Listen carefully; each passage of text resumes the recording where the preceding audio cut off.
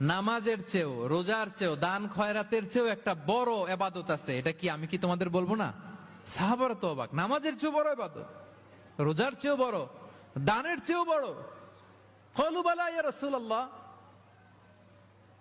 সাহাবারা বললেন অবশ্যই হে নবী, হ্যাঁ আপনি বলেন সেটা কি? বিষ্ণু সাল্লাল্লাহু আলাইহি ওয়াসাল্লাম বললেন ইসলাহু যাতিল বাইন, বিবাদমান দুই গ্রুপকে মাঝখান দিয়ে যে মিলিয়ে দেয়া।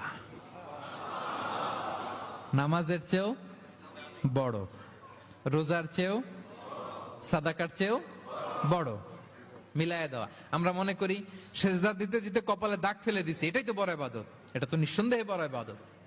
আমরা মনে করি হজ করতে করতে শেষ করে ফেলতেছি, এটাই বড় ইবাদত।